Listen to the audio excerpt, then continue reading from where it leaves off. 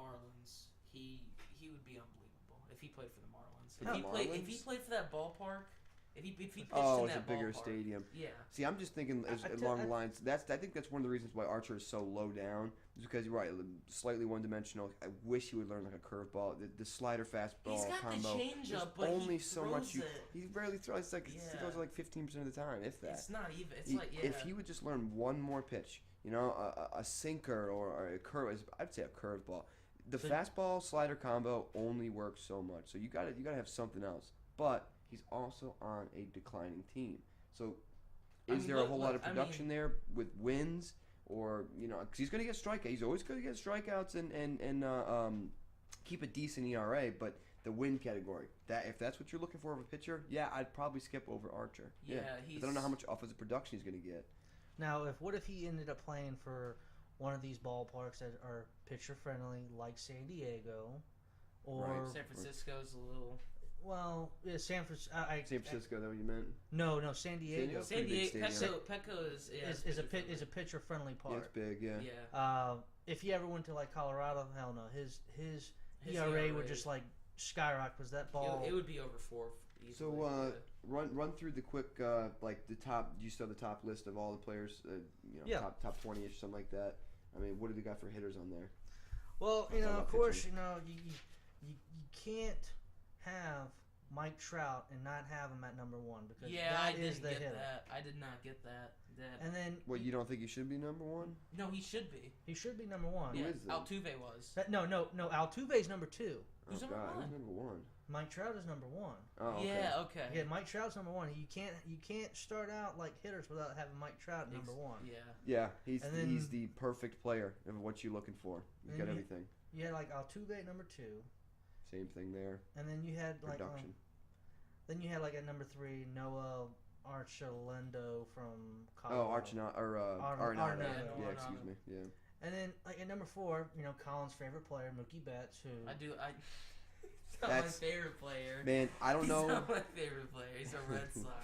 He's well, he's he's your favorite productive player. yeah, Let's he was not- was the yeah. number 1 pick. Yeah, I drafted last him year. first, Yeah, you drafted him very high. Yeah, he was your first pick in last year's draft. He definitely underperformed like crazy last year. But I don't know. Then again, he didn't though because He had his was, moments. He was a 4 category player. Yeah. He got still he hit got him bombs. steals, got him home Yeah. runs, RBIs. got him hits, got Yep. him runs. It's just the average. That's all. That's it. Yeah, his average took a hit. Now, Still Do- disappointed me. do you see? Now, here's how this is how it gets kind of tricky. Bryce Harper is number 5. Okay, hold on. Before you start, He's going to be in a huge. Do you think Bryce Harper should be in a discussion of being in the top 4 No. with these Yes. other hitters? No, he No. definitely should because, first of all, thank you, my man. Everglade's got the hot heat going right now. he's Throwing fire, everybody. He, okay, Mookie Betts is more of a valuable player overall across the board. yeah. But offensively alone, if you're looking for fantasy production, because you don't get fucking production from catching fly balls in left field or diving over and Yeah. robbing home runs. Defense But- doesn't matter. Offensively, he is much higher than Mookie Betts because, and even like Bryce's downtrends, they're not that bad. His upside is crazy. here's the I mean, thing. he just hits the ball when he's in the street. Last year, I would have picked Bryce Harper over Mookie But Betts here's all day the long. thing about Bryce this year. Harper. This is why I think Bryce Harper is one of the most overrated players in MLB today. Ouch. The dude has had 2 good years, bro. He's had 2 good seasons, and he's been in the league for how long? 5, 6 years? I would say 2 amazing seasons. I think He's the rest of them are okay. decent still. They're good. Last year, not last year, but the year before that, he batted like 240. He was. I don't see the hype around Bryce I'll tell you Harper. what. I don't get it, man. He's a great player, but Now- I'd rather have Arenado. I'd rather have Mookie, Mike Trout, Jose Altuve. I'd rather have Joey Votto. I'd rather have Stanton. And see, and here's the thing: and Votto is not even in the top 15 of hitters. That's insane, man. He's not even in the top 15. You know Votto isn't? Votto's not even in the top That 15. is so screwed. Joey Votto's the best hitter in the MLB. Joey I don't care what Votto anyone is says. the most balanced hitter I've Yeah. ever seen in a long time. I mean, God almighty, Votto. And he's just on a bad team. It's a part of the problem. He lacks in RBIs because there's not enough guys on base and that sort of thing. But he still had like No, no, 108. I- The Reds' Okay. offense is underrated. Yeah, The that's Reds' true. That's offense true. He did have a overrated. okay. All But right, see, maybe I'm thinking that's, something that's else. how then. I think some of this rankings are being done. Is it's not being done by the value of the player. I think it's being valued by the team. Yeah. that they're I think around. it's a Yeah. lot to go into it. Okay, Bryce Harper since 2012. All right, he played 100 games plus every year. His lowest was 111, or no, excuse me, 100 on the nose. All right, let's look here. 22 home runs his first year, 20 the next. He had a slump in 2014 where he only had 13, but then 2015 mega year, 42 bombs. Let's see what his batting average was. So starting out, his first. Are you kidding me? Great on base. I know. Batting average 270 year over year, starting from 2012. 270, 274, 273, 330. That was that mega year in 2015, where he had like 42 home runs. just under 100 RBIs, I know, right at but 99. Man, do you look at He's a guy? on a good team too, with a lot of other players that he doesn't really have to produce, and he still does. But this is the thing though about him. I mean, you might think I'm crazy, but look at a guy like fucking Nelson Cruz. You got 4 straight 39+ home run seasons. Can only play in the American League though. Look at Nolan Arenado. Dude's had over 130 RBIs for 3 years straight. Yeah, if you're looking for one specific category, but Bryce Arenado Harper hits jacks. He gets average. He scores runs because that Colorado offense is insane. So aside from Mike Trout, Altuve, who's number 3? Number 3 was Arenado. Arenado. Okay, so and so we'll go. Mookie was at number 4. 4. All right, so let's say so aside from the top 3, with Trout, Altuve, and Arenado, which are just solid players, excellent players. You really don't think that Bryce Harper should not be in that discussion in the top 5? Production. Look, I would. No, not top 5. I'm talking about like top 4 tier. 3, I don't think he's up there, but no. 5, I think he's at least should be in the discussion. If I could draft Bryce Harper, I would. But I know that. I'm not saying but that. the thing is when people, I guess the bigger thing I'm trying to say here is that when people compare him to Mike Trout, it's like totally, it's no argument that Mike Trout. That's not a very good comparison. I got another one for you guys. Okay. Do you guys think Charlie Blackmon is worth being number 7 overall, and then right below him is Paul Goldschmidt? I would pick Paul Goldschmidt over Charlie Blackmon. Yeah, that makes sense. That was Charlie Blackmon's first really outstanding year, which I love him. I love the facial hair. I love the long hair. I think he's wild. I've seen enough He's of got him to think that he's personality. gonna be an all-star. Also on MLB The Show, the most glitchy player I think Really? ever. Yeah. Well, and I'm gonna tell you now.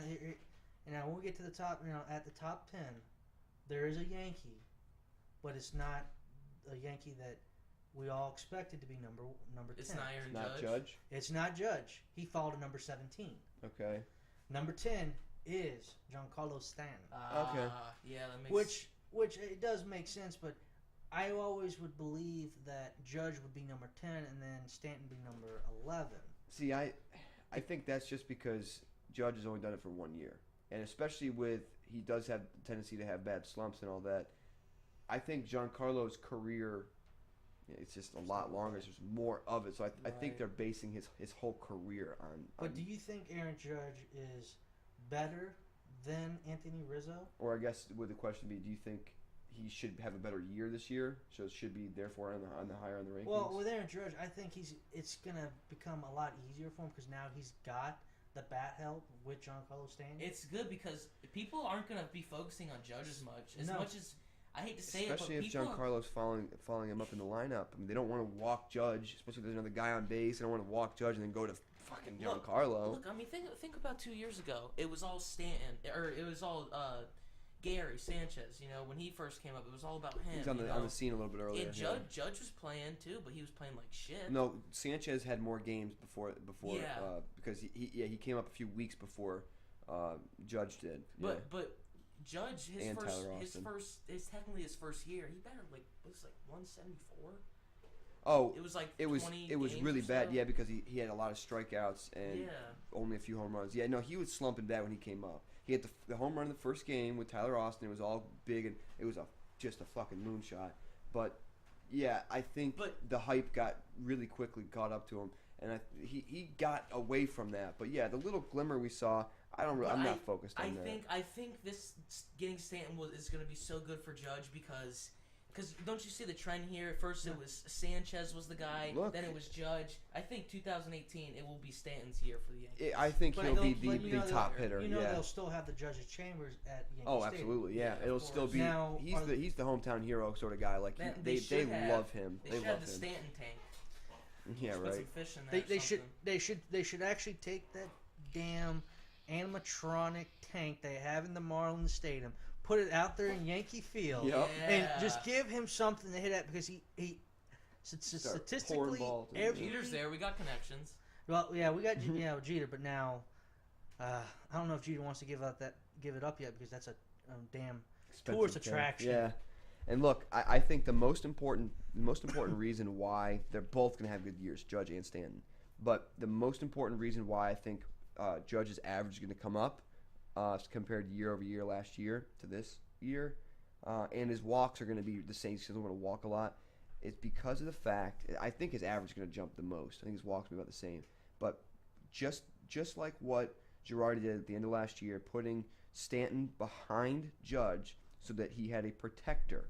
So they didn't want to just immediately walk him on one pitch because that's what the intentional rule is now, intentional walk. Just throw one pitch, boom, he's done up there.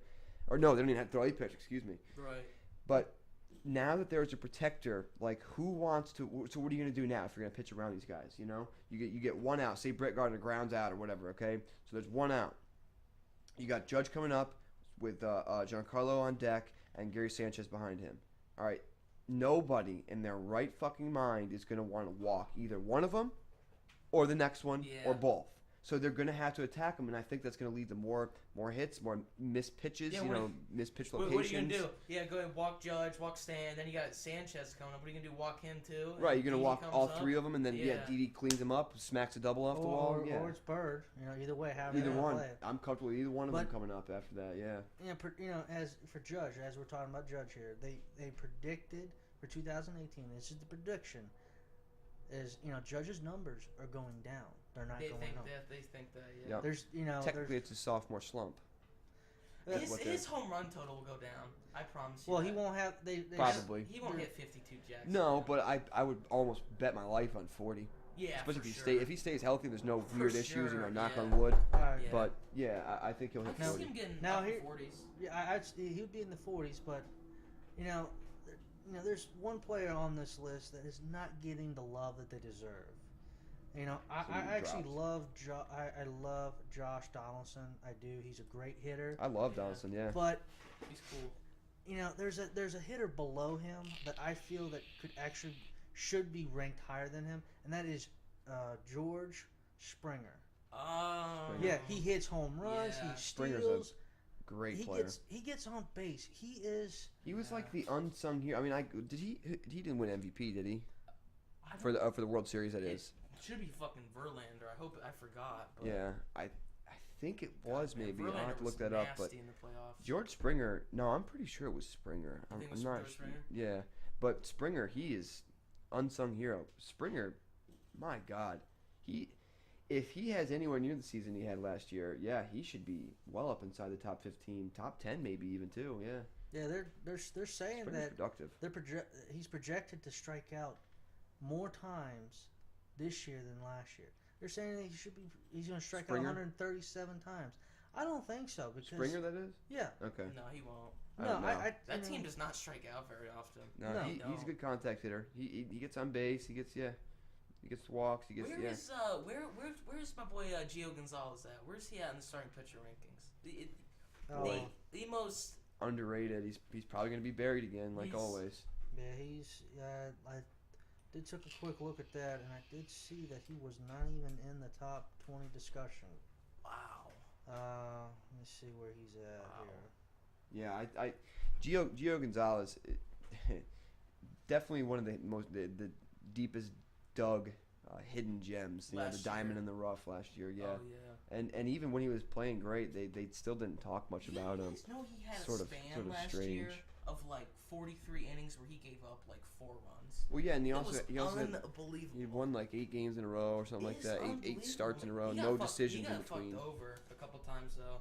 Are you ready for this? Are you ready to see where his ranking is? What is he? He is ranked 42 overall. That's just pitchers. That is just pitchers, and right befront. Fuck ESPN, come on, man, what's going on? Right in front of him is Trevor Bauer, and right in front of him is Cody Allen. Trevor Bauer. Oh my Yep. God. Trevor Bauer. Bauer's got some upside, but come on, man. Trevor Gio, fucking Bauer. if you look at his stats alone, But they're also saying Trevor Bauer is supposed to pitch your boy Gonzalez. Really? Yep. I don't buy that. I really don't. It's Look, Gio's a good mid-round pick because Don't get me people are wrong, probably not going to find him. He's gonna Just look at him. regress. There's no way his ERA is gonna be under 3 like it was last year. I doubt that. But man, Trevor Bauer guys who pitch well for long streaks, it's more than just a Yeah. feel thing. Like I'm in the zone, and they feel that level they're on, that they just feel like they can't do anything wrong. He there's more than that. He went through a couple struggles, and he still bounced back. He's a good pitcher. I think that's a very good point. I don't know why he's buried. I don't get it. Some guys, maybe just because he's quiet. I don't know. He's not very, he's not crazy to watch when you watch him. He throws a lot of curveballs, changeups.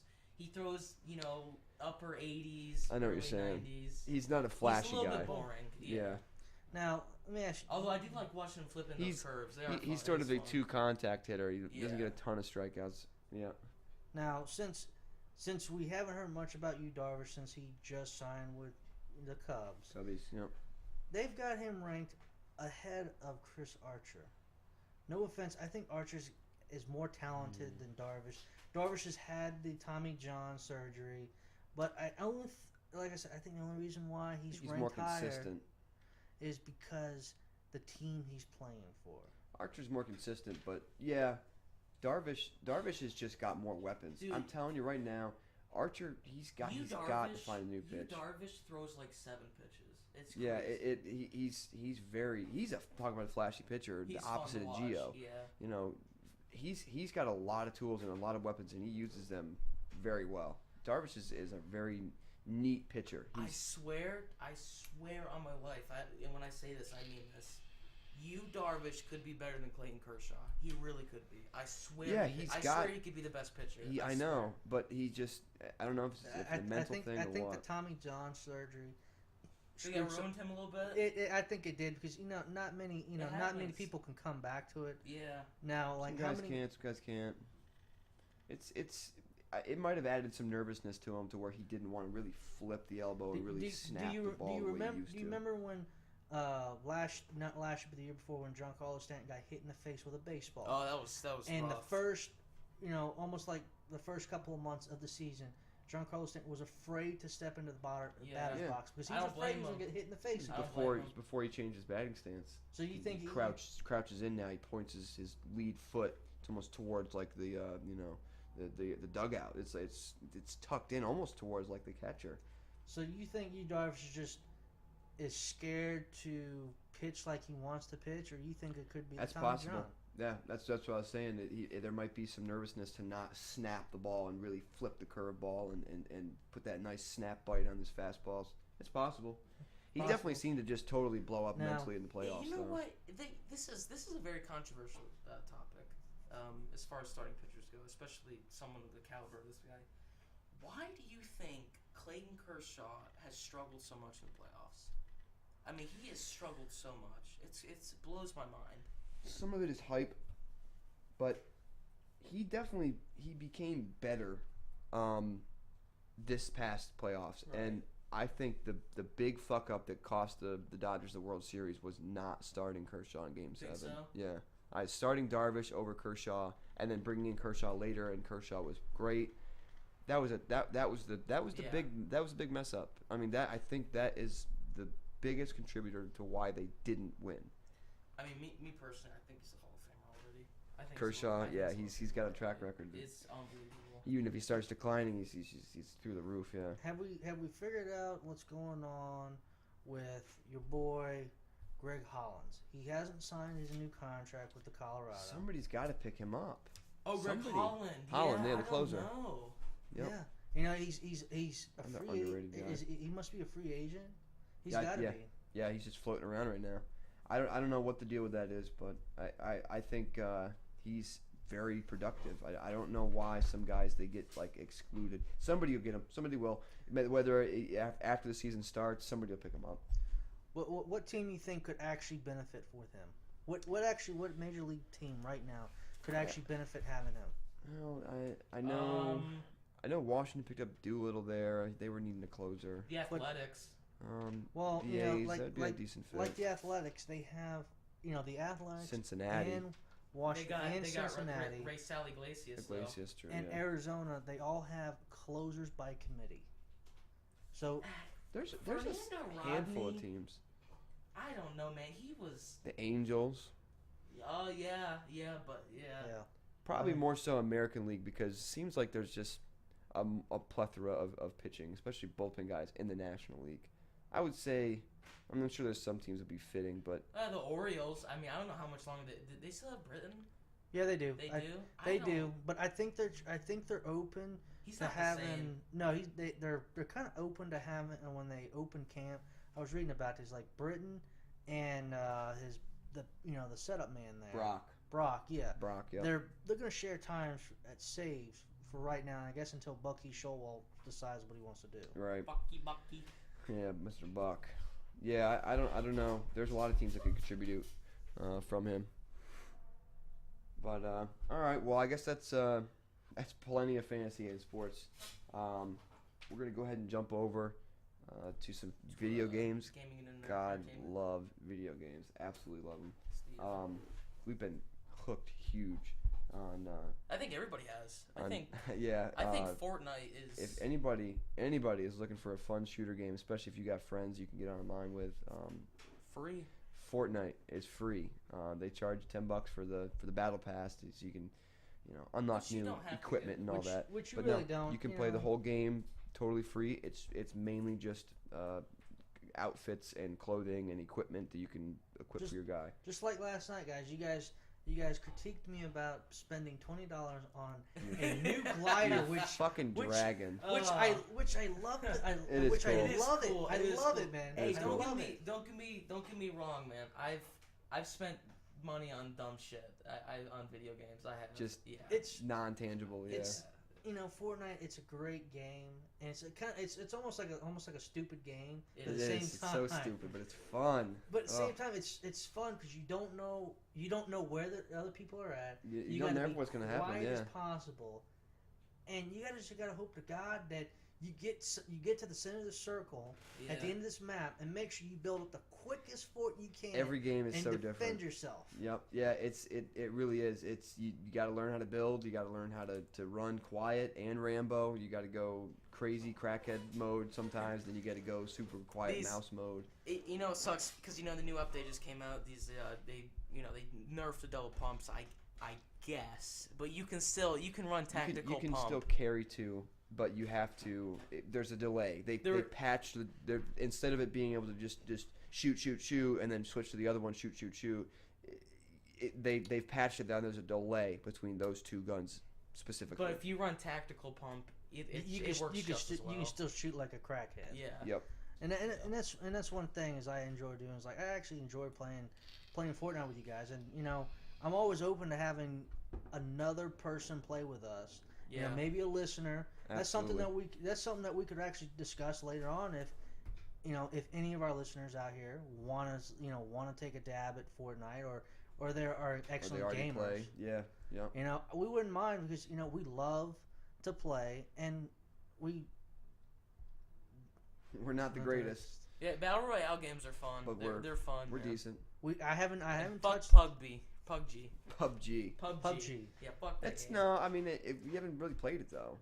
I know. You don't know. But like Fortnite players are supposed to be like that. Yeah. It looks a lot different. A lot different. I've heard that it's very boring. I've talked to people about it. It's a very huge map. There's vehicles, so sometimes you have to drive in order to get places faster. I saw a guy on YouTube complaining about no vehicles in Fortnite. It's too small of a map. I mean, it's a big map, but it would ruin the building aspect. yeah, that's ruin not the it. point of it. Yeah. And plus if you had an RPG, you can actually kill all 4 players or even 1 player. Yo, there would be cool if there was air traffic though. Like if there was a jet. If there was a jet. they have the bus that flies over when you get dropped off, but I don't know. It would be interesting.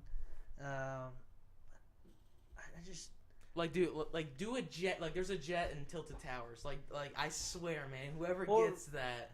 or maybe No, if you No, get you don't It's like just that? the lion we were talking about, or the tiger that runs around the map. Hey, You get one tiger, you just release him, and he gets kills for you. What That's- if Fortnite decided to do with Tilted Towers is make 1 or 2 towers in Tilted Towers have a mounted minigun, and you Hey. sit there and There you you're go. That'd able be to cool. and unlimited ammo, so you're able Right. to sit there and just blast Yep. through That'd be buildings. Do you think that's something that they could expand in? Absolutely. That's very easy. Yeah, I also heard that the new Red Dead Redemption game is gonna have a battle royale mode in it too, which I think would be Just be like cool. Fortnite. Yeah, I think it'd be cool to see, because obviously the graphics are gonna be great.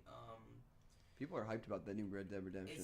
It's gonna be Fun. it's gonna be a Western. It's gonna be a different type of It's atmosphere. It's It's not always gonna been be, called the Western style of GTA. Yeah.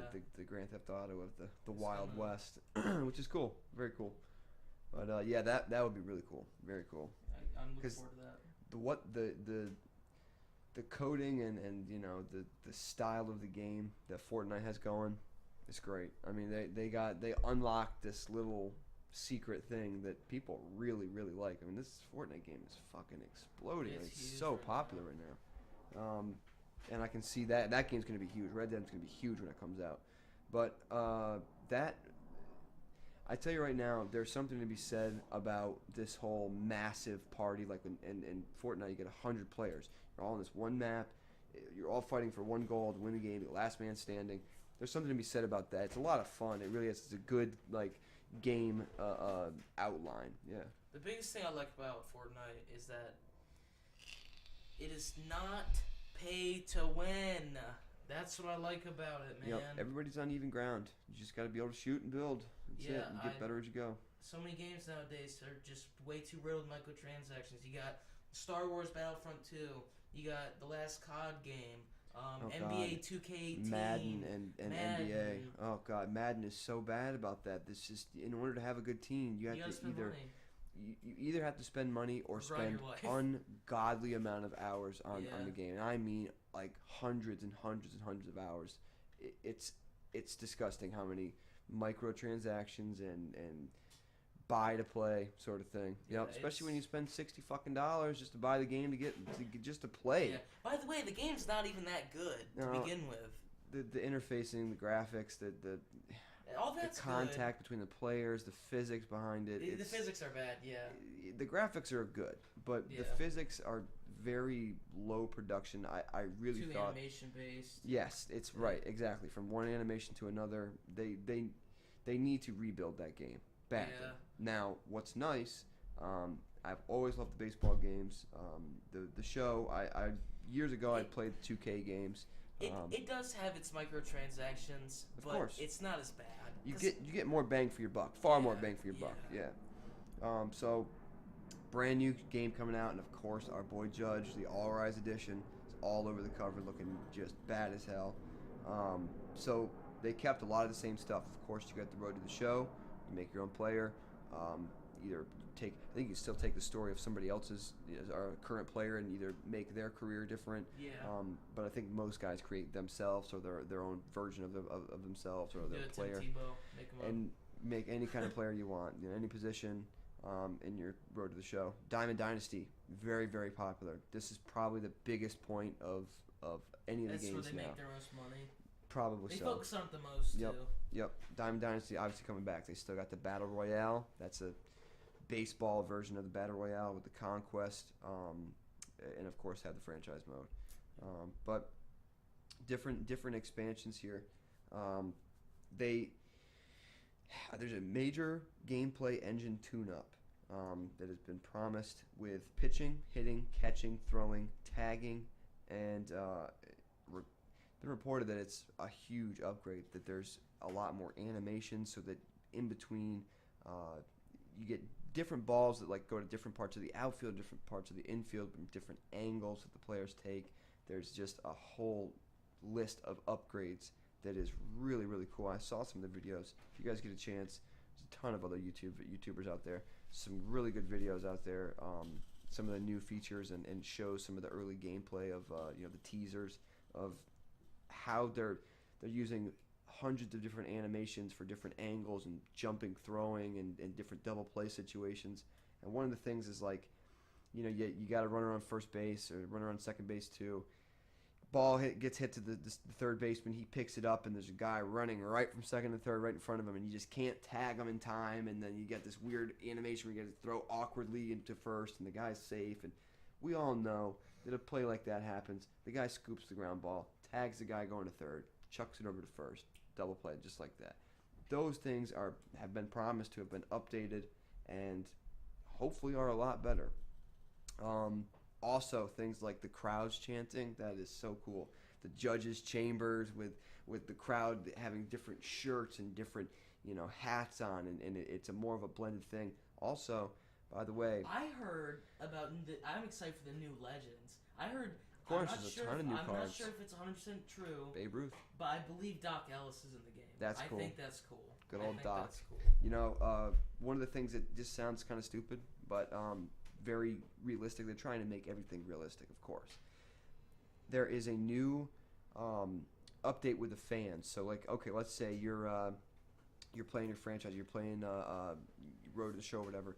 They have updated these next generation fans that are like what happens in real life. So if your team is down, and it's the 6th, 7th inning, and your team is down, 8-1 or something like that, you're getting blown out. There's not going to be many fans there. Yeah, that's cool. There's not going to be many fans. When you guys are on a winning streak, or when you guys are your team is playing well, you're up and you're leading, or if it's a close game, there's supposed to be more fans there. Also, at the beginning of the game, how most people come in late.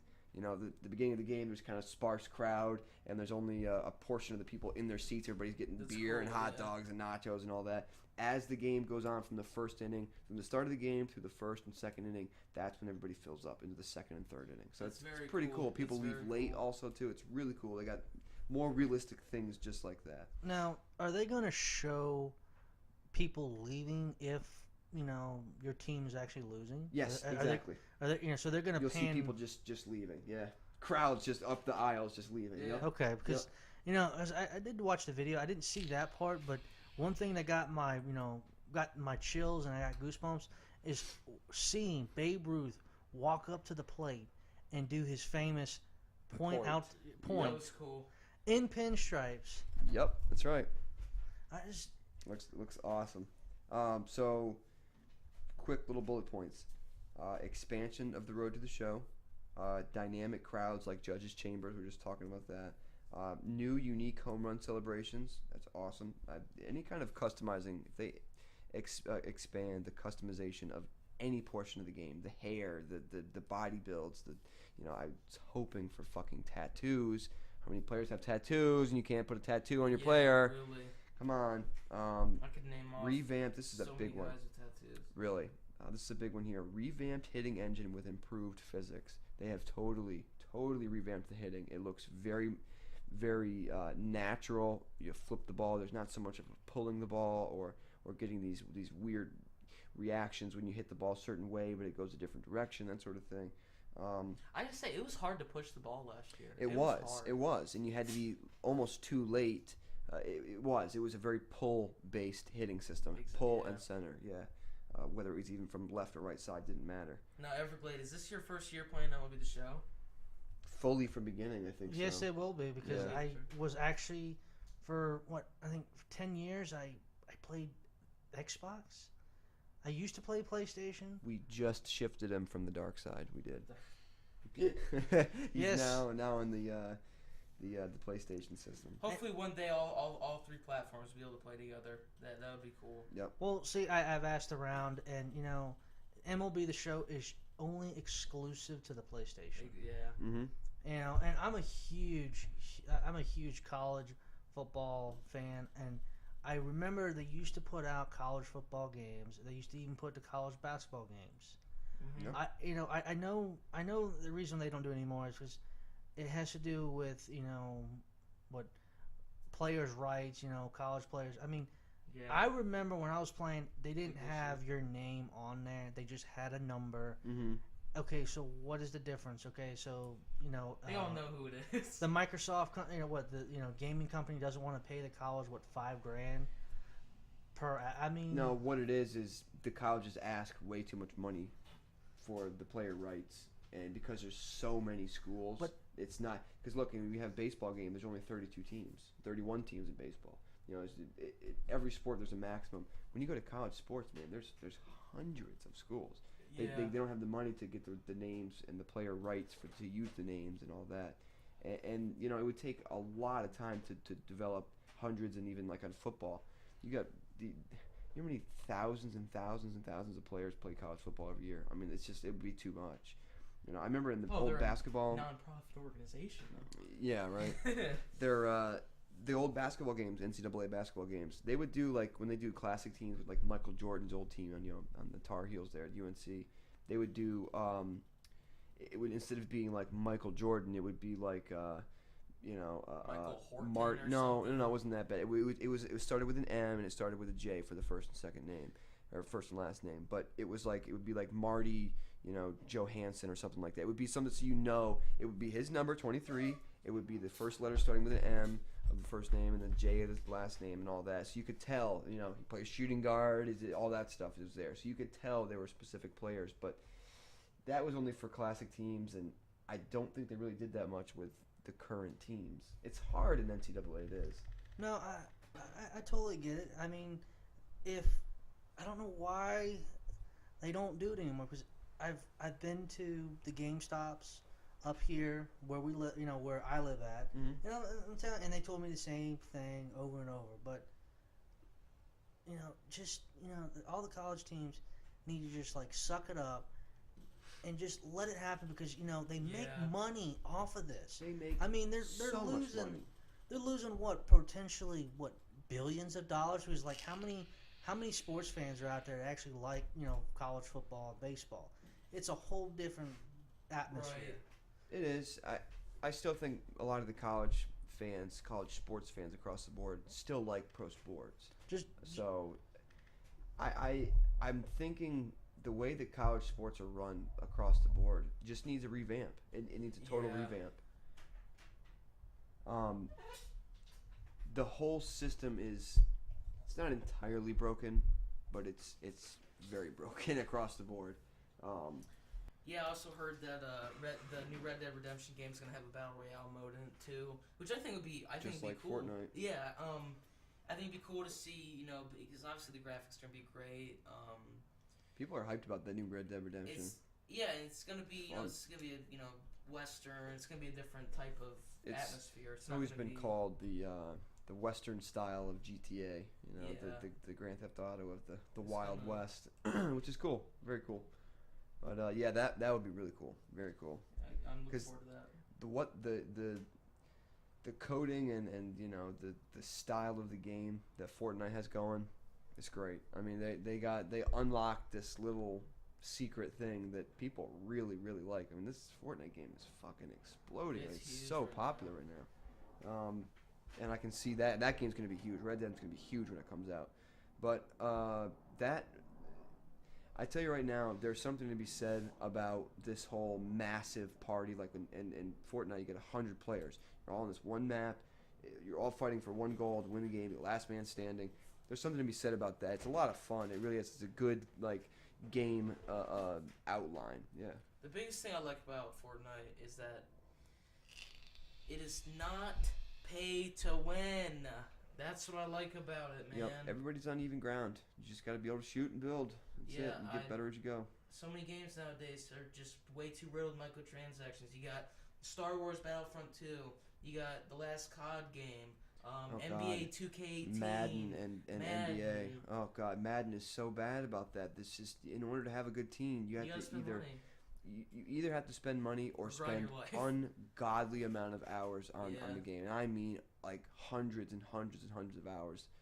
It's disgusting how many microtransactions and buy to play sort of thing. Yeah, especially when you spend $60 just to buy the game just to play. Yeah. By the way, the game's not even that good to begin with. The interfacing, the graphics, all that's the contact between the players, the physics behind it. The physics are bad, yeah. The graphics are good, but the physics are very low production. I really thought animation based. Yes, it's right, exactly. From one animation to another, they need to rebuild that game badly. Yeah. Now, what's nice, I've always loved the baseball games. The show, I years ago I played 2K games. It does have its microtransactions, Of but course. it's not as bad. You get more bang for your buck, far more bang for your buck. Yeah. So brand new game coming out, and of course our boy Judge, the All Rise edition, is all over the cover, looking just bad as hell. So they kept a lot of the same stuff. Of course, you got the road to the show. You make your own player. I think you still take the story of somebody else's, our current player, and either make their career different. Yeah. But I think most guys create themselves or their own version of themselves or their player. And make any kind of player you want, any position. In your road to the show. Diamond Dynasty, very, very popular. This is probably the biggest point of any of the games now. That's where they make their most money. Probably they so. They focus on it the most, too. Yep. Diamond Dynasty obviously coming back. They still got the Battle Royale. That's a baseball version of the Battle Royale with the Conquest, and of course have the franchise mode. But different expansions here. There's a major gameplay engine tune-up that has been promised with pitching, hitting, catching, throwing, tagging, and been reported that it's a huge upgrade, that there's a lot more animation so that in between you get different balls that go to different parts of the outfield, different parts of the infield, from different angles that the players take. There's just a whole list of upgrades that is really, really cool. I saw some of the videos. If you guys get a chance, there's a ton of other YouTubers out there. Some really good videos out there. Some of the new features and shows some of the early gameplay of the teasers of how they're using hundreds of different animations for different angles and jumping, throwing, and different double play situations. And one of the things is you got to run around first base or run around second base too. Ball gets hit to the third baseman. He picks it up, and there's a guy running right from second to third right in front of him, and you just can't tag him in time. And then you get this weird animation where you got to throw awkwardly into first, and the guy's safe. And we all know that a play like that happens. The guy scoops the ground ball, tags the guy going to third, chucks it over to first, double play just like that. Those things have been promised to have been updated, and hopefully are a lot better. Also, things like the crowds chanting, that is so cool. The judges' chambers with the crowd having different shirts and different hats on, and it's a more of a blended thing. Also, by the way, I heard about. I'm excited for the new Legends. I heard. Of course, there's a ton of new cards. I'm not sure if it's 100% true. Babe Ruth. But I believe Doc Ellis is in the game. That's cool. I think that's cool. Good old Doc. That's cool. One of the things that just sounds kind of stupid, but very realistic. They're trying to make everything realistic, of course. There is a new update with the fans. So, let's say you're playing your franchise, you're playing Road to the Show or whatever. They have updated these next generation fans that are like what happens in real life. So, if your team is down, and it's the 6th, 7th inning, and your team is down, 8-1 or something like that, you're getting blown out. There's not going to be many fans there, Yeah, that's cool. There's not going to be many fans when you guys are on a winning streak, or when you guys are your team is playing well, you're up and you're leading, or if it's a close game, there's supposedly more fans there. Also, at the beginning of the game, how most people come in late. The beginning of the game, there's kind of sparse crowd, and there's only a portion of the people in their seats. Everybody's getting beer and hot dogs and nachos and all that. As the game goes on from the first inning, from the start of the game through the first and second inning, that's when everybody fills up into the second and third inning. So it's pretty cool. People leave late also, too. It's really cool. They got more realistic things just like that. Now, are they going to show people leaving if your team is actually losing? Yes, exactly. Are they, so they're going to You'll see people just leaving, yeah. Crowds just up the aisles just leaving. Yeah. Yep. Okay, because, I did watch the video. I didn't see that part, but one thing that got my chills and I got goosebumps is seeing Babe Ruth walk up to the plate and do his famous point. That was cool. In pinstripes. Yep, that's right. I just Looks awesome. So, quick little bullet points. Expansion of the Road to the Show. Dynamic crowds like Judges' Chambers. We were just talking about that. New unique home run celebrations. That's awesome. Any kind of customizing. If they expand the customization of any portion of the game, the hair, the body builds. I was hoping for fucking tattoos. How many players have tattoos and you can't put a tattoo on your Yeah, player? Really. Come on. I could name off Revamp. This is so a big many one. guys with tattoos. Really. This is a big one here. Revamped hitting engine with improved physics. They have totally revamped the hitting. It looks very, very natural. You flip the ball. There's not so much of pulling the ball or getting these weird reactions when you hit the ball a certain way, but it goes a different direction, that sort of thing. I just say it was hard to push the ball last year. It was, and you had to be almost too late. It was a very pull-based hitting system, pull and center. Yeah. Whether it was even from left or right side didn't matter. Now, Everglade, is this your first year playing MLB The Show? Fully from beginning, I think. Yes, so. it will be because Yeah. I was actually for 10 years I played Xbox. I used to play PlayStation. We just shifted him from the dark side. We did.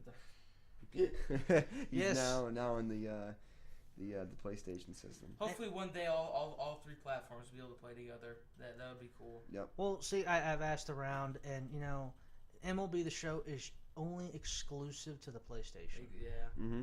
And I'm a huge college football fan, and I remember they used to put out college football games. They used to even put the college basketball games. Mm-hmm. Yep. I know the reason they don't do it anymore is because it has to do with what players' rights. College players. I mean, Yeah. I remember when I was playing, they didn't have your name on there. They just had a number. Mm-hmm. Okay, so what is the difference? Okay, so They all know who it is. the Microsoft, gaming company doesn't want to pay the college $5,000 per. I mean, No, what it is the colleges ask way too much money for the player rights, and because there's so many schools, But- it's not. Because look, when we have baseball game, there's only 32 teams, 31 teams in baseball. Every sport there's a maximum. When you go to college sports, man, there's hundreds of schools. They don't have the money to get the names and the player rights to use the names and all that. And it would take a lot of time to develop hundreds, and even like on football, you got you know how many thousands and thousands and thousands of players play college football every year. I mean, it would be too much. I remember in the old basketball Non-profit organization. Yeah, right. They're the old basketball games, NCAA basketball games. They would do when they do classic teams with like Michael Jordan's old team on the Tar Heels there at UNC. They would do it would, instead of being like Michael Jordan, it would be like Michael Horton Mart. or No, something? it wasn't that bad. It started with an M and it started with a J for the first and second name, or first and last name. But it would be like Marty, Johansson or something like that. It would be something it would be his number 23. It would be the first letter starting with an M of the first name and the J of the last name and all that. So you could tell, he plays shooting guard, all that stuff is there. So you could tell they were specific players, but that was only for classic teams, and I don't think they really did that much with the current teams. It's hard in NCAA, it is. No, I totally get it. I mean, I don't know why they don't do it anymore, because I've been to the GameStops up here where we live, where I live at, Mm-hmm. and I'm telling, and they told me the same thing over and over. But all the college teams need to just suck it up and just let it happen, because they make money off of this. They make I mean, they're so much losing. money. They're losing potentially billions of dollars. Because how many sports fans are out there that actually like college football and baseball? It's a whole different atmosphere. Right. It is. I still think a lot of the college sports fans across the board still like pro sports. So I'm thinking the way that college sports are run across the board just needs a revamp. It needs a total revamp. The whole system it's not entirely broken, but it's very broken across the board. It's mainly, it makes so much money, and they just have to figure something out with the players. It's not fair for them to make that much money. I get it; they're getting an education. We've all heard that excuse, but it's so much more than that. These colleges, you look at like Auburn, or not Auburn, Alabama, even Auburn too. Alabama football team. That school is a multi-billion-dollar school, revenue-wise, year over year, because of how much money they get from the football program. you don't, just because you give somebody a scholarship to go to school and get an education doesn't make up for that. You know, they want to be able to eat and have a little bit of money and buy their mom a car, and they're on TV every week, just like a pro football player, a pro basketball player, whatever sport. They got to fix that. It is so bad. Yeah, and they don't even have to pay these guys millions of dollars. No, they don't need big bucks. They don't need that much money, because obviously once they go pro, they're going to make that much. Yep. Just enough to where they can eat, you know, buy some things they like, you know, have a good time in college, Yep. enjoy the experience. Yep. So, you know, you remember that whole scandal with, what was it, like the Bobby Knight thing where, was he not giving like handouts to players, or was that Kentucky? That was actually like paying What, players. the one that just happened? Yeah, the one That was Rick Pitino in Louisville. Okay, And then, Louisville. Yeah. Yeah, like paying he's fired players, now. paying players to come play for him. Yeah, there was some accusations of, you know, we can't say for sure because the court is still not deciding, you know, the investigation. But there were reports they were paying hookers, you know, or you know, escorts, you know, And to get to the players. So it's you almost know, like that. to sign with the school. Yeah, It's almost like that North Carolina lacrosse team back a couple years ago where there was an allegation going on where, you know, the Tar Heels, you know, had a party going on and had all these prostitutes, supposedly prostitutes, and somebody got, you know, sexually molested, which was, you know, a prostitute, and screamed rape. Now, I remember some of that vaguely. you know, I don't know. is it me, or is it like the college sports right now? They they're don't want. struggling. They're struggling. I know bad. I know they're They're struggling. going about it in a dirty way. Yeah. I know you're getting that. Please, God, don't. People in the media are feeling bad for Rick Pitino. God, don't feel bad for that man. Please don't. I wouldn't tarnish his career. He was doing what they could do under the circumstances. God. They want Or- good players to play for a good program, and they have to do things under the radar that are sometimes illegal. If they were just able to pay the players and give them real life incentives, because hey, nobody is on this planet to not make money. We all have to make money. Just pay the fucking players. Like, just don't make this a prostitute undercover thing where you gotta try to get hookers in there to fuck the players so you get them to sign with the school. Let's just be fucking adults here. Come on. Let's just give the people some money so that they will want to play there, because that's what they want to do. They want to play there, but they want to see the other reviews and offers across the table. Come on. Like, don't be childish. We all know you make money. We all do. Yeah. Please, just move on. What- I mean, really. You know, and it's, you know, a good thing you brought up to the Paterno, because you remember Joe Paterno, who was the Penn State. Patino. Yeah, But yeah, Joe Paterno, the football coach, yeah. yeah, he. Are you talking about Jerry Sandusky? Yeah, the Yeah, whole Jerry fuck that Sandusky. guy. Yeah, I mean, and then what is like all, you know, what does the media do? They don't go after Joe. They don't go after Sandusky. Who do they go after Not the as most? much. Yeah, they put it all on You Paterno. know, And then they say that, you know, the reason why he retired or stepped down was because of that. It was, yeah. It was, but I mean, He's like getting old, too. after he stepped down, why do you got to drag that poor man's name through the mud? He probably didn't even know what the hell was going on. There was a lot of evidence that said that he did, and because there was such an efficient program and he liked Sandusky on the field, that they ignored some of the off the field issues because there were allegations that were covered up. But that being said, Penn State, as a university, I will call you out. You should have taken care of that shit. There's no reason why you should have let that go under the radar. Just because you don't want the bad media, doesn't matter. If there's little kids getting harmed, anybody getting harmed, adults, kids, whatever, but especially kids, step the fuck up and do what's right and forget about what makes the money. Because when you boot somebody out of the program, you get somebody new, the program is good enough. Penn State football is just as alive as it was back then.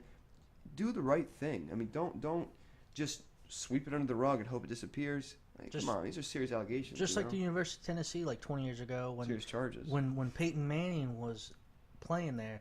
You remember that whole? There's a whole allegation where it was a team the doctor trainer, yeah, saying team doctor, yeah. saying that, you know, he put his genitals on her face Yeah. or something like that. Made no sense. It doesn't make any sense, and it was, and to me, it was a Peyton dead Manning issue. does not have a very good vertical. He cannot jump and dick dunk on her forehead. Yeah, there's no way. I don't know what happened Dennis there. Rodman style. Yeah, I don't get that. I don't get it either, but I mean, it's all of a sudden like all these players, there's like all these sex scandals and all these skeletons coming out of the closet.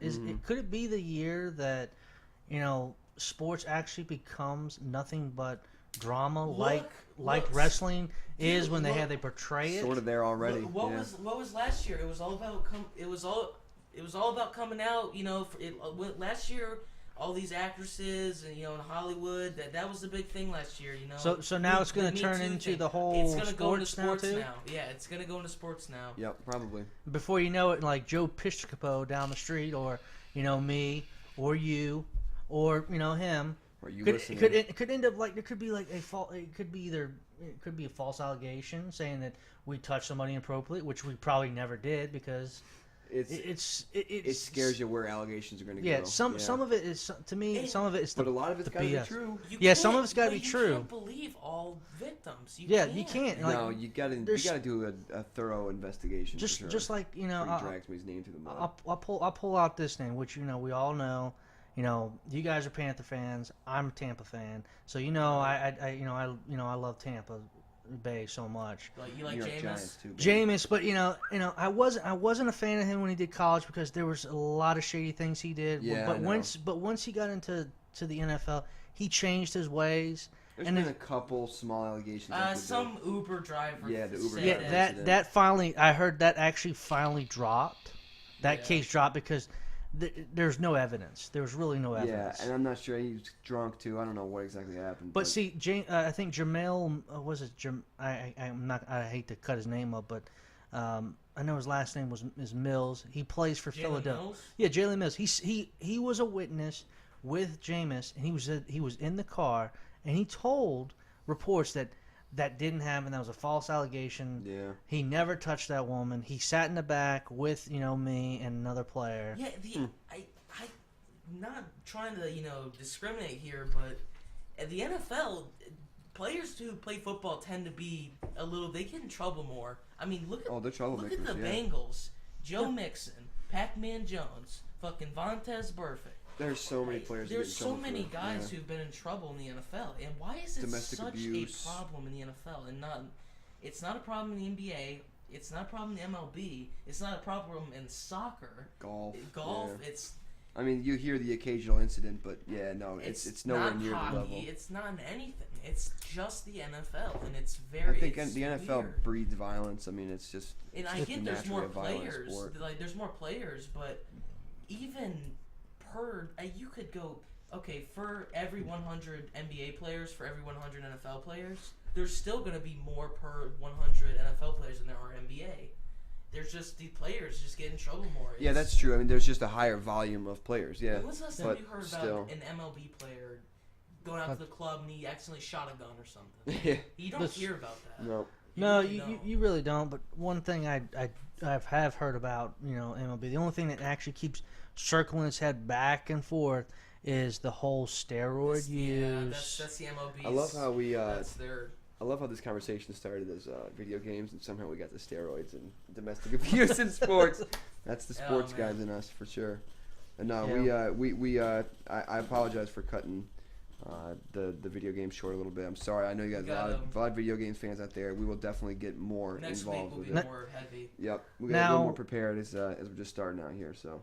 But now for next time we do a podcast, if you guys, if you guys just want to email us and any games you want us to review or something that we want to try, we'll try it and then we'll give our honest opinion. Yep. Have baseball reviews coming out, so yeah, any game. Yeah, just keep in mind, guys, we do not own a PlayStation 4. We own PlayStation 4. We do not own a Xbox. Right. I do not own PC. We just don't play. We don't do PC games. But another thing we don't do is what's that new game system out that Nintendo made? Oh, the Switch. Okay, yeah, we don't have the Switch. Yeah. Most of the games. We don't do the Wii. Shout out to all my Wii players out there. But most of the games we play are PlayStation. Yeah, PlayStation.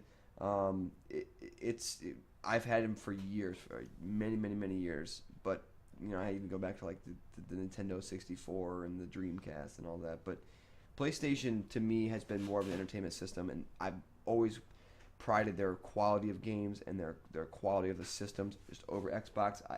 Especially if I've gotten older, seems like there's more adults on PlayStation. I don't want to get into the whole PlayStation Xbox feud. Yeah, it's because it's just a never-ending thing. yeah. Xbox is a good console, excellent console, but I just know for what we're asking, if you do, I know it's a little more specific, but maybe we'll get an Xbox in the future so we can have a little more expansion. But for right now, it's got to be PlayStation. Yeah, unfortunately. I just want to tell you, I had an Xbox. You know, nothing. A lot of games too. Is a lot of game and a lot. You know, I had a lot of games, but here's the thing: the difference between the Xbox and the PlayStation, it just boils down to one thing: online play. On Xbox, you have to play with other. You have to pay $10 to $50 to play. On PlayStation, you don't have to pay. All you have to do is just download the game and just play with other people. Now you know there is PlayStation Plus. You have to have a Plus account. You got a Plus account? No, I don't have a Plus account. But see, I'm playing Fortnite for free. Yeah. See, I wondered if Fortnite, if it was just online, like you could just play even without Plus. Because I know I've got Plus. You still got Plus. Yeah, I do. I wonder about that. We'll have to look into that. Yeah, my membership. Because have you played baseball online since you've gotten this? Yeah, and I haven't needed the Plus. Huh. Well, maybe they're still offering. Because I'm almost weird. positive. Well, you know I what? haven't. You I might haven't have a free trial going. Well, I haven't played like an actual person, but I've always played the games. Like each. And you're level. online. It signs you up. You got a screen name and everything. Yep. It signs me up. You might be on a trial run. I think you're still on a trial. If it was a trial run, it should have ended probably 12 days ago. It's only like a month long. It's only 30 days. And I've actually had. We'll have to get back on that one for sure. But I also want to bring up for next week is let's all sit down sometime this week and just rank which game system was the best for us individually, because it's gonna be different. Like you're gonna probably have the PlayStation, and you're gonna probably just say Sony games too. Yeah, the Sony. Yeah, we can do the games. You're gonna say PlayStation. He could possibly say no, I like Dreamcast or Nintendo. There's a lot of GameCube. There's a lot of discussion with that GameCube. But yeah, so we'll go ahead and start wrapping up the show here. Got a lot of sections, a lot of stuff that we've talked about. We definitely want to hear from you guys. If there's anybody, there's not going to be a whole lot of thousands of subscribers, and not going to wake up with a million subscribers. But could you imagine? We're growing. We're going to try to grow every day. That's a goal. And look, anything you guys want. This is we're going to try to be as viewer friendly as possible and relate to as many questions and anything you want us to talk about. So find us on Facebook, find us on Twitter. We're getting everything set up right now. This is still all very new to us. Yeah. Now, if you're looking for us on Facebook, just type under the Blacklisted Boys. Yep. And it should show up. And if not, just email us, and I can send you a link. Send you a link to. We'll try to put a link page. in the YouTube video as well. Probably for just the Facebook right now until we get to Twitter totally off the ground. But just bear with us and give us a little bit of time to get used to the whole process. And we really enjoy this. I have wanted to do this for a long time. We all three of us have, and we've been talking about it. So we're getting it going. I really think we're gonna get this off the ground quickly. Like I told the both of them, this was a pipe dream for me. Yep. And finally, a pipe dream for me is being lived out. Mm-hmm. And it's something I always wanted to do. I really wanted to get in the radio, but the more I thought about it, podcasting is where it needs to be. It's more popular. It's the new wave. It is. Yeah. Radio to me, it's too much censor, and to be honest with you, we need to be. You need to find someone like us that's going to be real, is not going to, give you the old, dip and roll. Us. Yeah, there's gonna be no controlling us, man. The covered up answer to the question. We are the uncensored. Yep. We'll tell you anything you want, and we won't sugarcoat it. That's right. And we don't like to offend anybody, but if you get offended, we apologize in advance. But this is us, and just being real. Yep. Yeah. So we are blacklisted. I really hope you enjoyed the podcast. It was a lot of fun doing this for the first time, and I really hope you guys can look and listen. Like I said, eventually we'll have some video going. We got social media pages coming up as we speak. YouTube, we're learning all the ins and outs of that. Always a learning curve anytime you jump into something new, so just bear with us. Hopefully you enjoy the content we put out. We're trying to put out as much as possible. We still got to work. Everglade now, we still got to work a lot of full-time jobs and try to pay bills until we get this off the ground. So just bear with us, and please let us know if there's anything you want us to do. Yeah, just let us know, and we will be posting a couple videos of our victories on Fortnite. Yep. Actually, you can actually find them right now. At what was it? What was that channel that person had it on that actually recorded us? Wasn't it on? Yeah, we'll have to post it up later.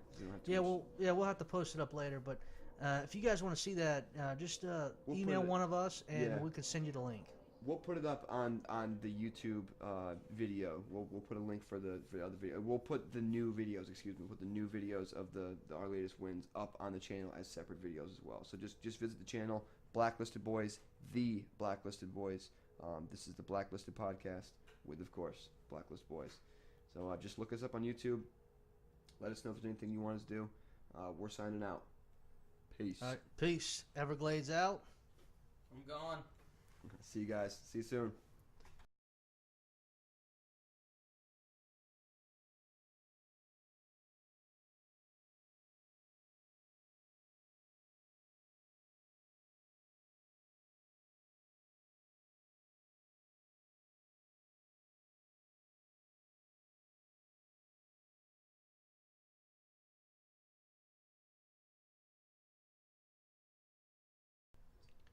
I really hope you enjoyed the podcast. It was a lot of fun doing this for the first time, and I really hope you guys can look and listen. Like I said, eventually we'll have some video going. We got social media pages coming up as we speak. YouTube, we're learning all the ins and outs of that. Always a learning curve anytime you jump into something new, so just bear with us. Hopefully you enjoy the content we put out. We're trying to put out as much as possible. We still got to work. Everglade now, we still got to work a lot of full-time jobs and try to pay bills until we get this off the ground. So just bear with us, and please let us know if there's anything you want us to do. Yeah, just let us know, and we will be posting a couple videos of our victories on Fortnite. Yep. Actually, you can actually find them right now. At what was that channel that person had it on that actually recorded us? Wasn't it on? Yeah, we'll have to post it up later. We'll have to post it up later. But if you guys want to see that, just email one of us, and we can send you the link.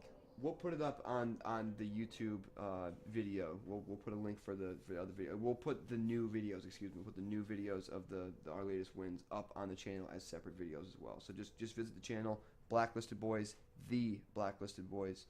This is the Blacklisted podcast with, of course, Blacklisted Boys. So just look us up on YouTube. Let us know if there's anything you want us to do. We're signing out. Peace. All right, peace. Everglades out. I'm gone.